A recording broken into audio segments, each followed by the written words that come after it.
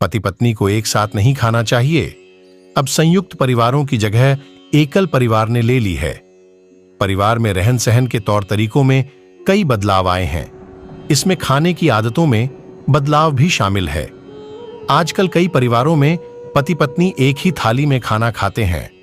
पति पत्नी के संबंधों के दृष्टिकोण से यह उचित प्रतीत हो सकता है, क्योंकि ऐसा करने से उनके बीच प्रेम बढ़ेगा, लेकिन शास्त्रों में इसे उचित नहीं माना गया है। इसके अलावा धर्मशास्त्रों के ज्ञाता भीष्म पितामह ने भी इस बारे में कुछ महत्वपूर्ण बात कही है। इसका उल्लेख महाभारत में मिलता है। एक थाली में खाना क्यों नहीं खाना चाहिए? भीष्म पितामह ने आदर्श जीवन के बारे में कहा कि एक व्यक्ति अपने जीवन में कई रिश्ते बनाता है और अपने परिवार के प्रत्येक सदस्य के प्रति उसकी कुछ जिम्मेदारी होती है। इस जिम्मेदारी को सभी को निभाना चाहिए। उसके लिए जरूरी है कि उन सभी के साथ मधुर संबंध हों।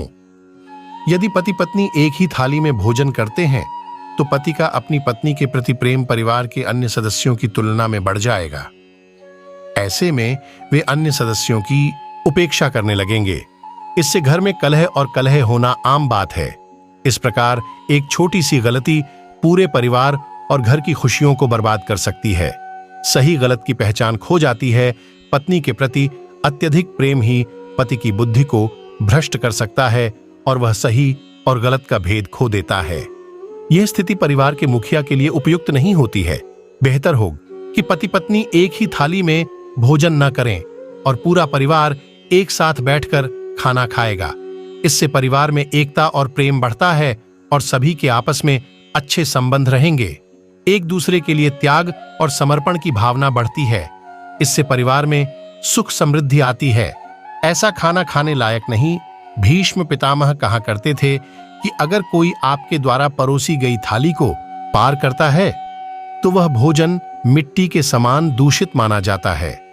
इसे जानवर को खिलाना चाहिए। वहीं अगर किसी का पैर परोसने की थाली में ठोकर खा जाए तो ऐसे भोजन को भी हाथ जोड़कर फेंक देना चाहिए। ऐसा भोजन गरीबी लाता है। जिस भोजन में बाल निकले हों उसे नहीं खाना चाहिए। इससे घर में धन की हानि होती है।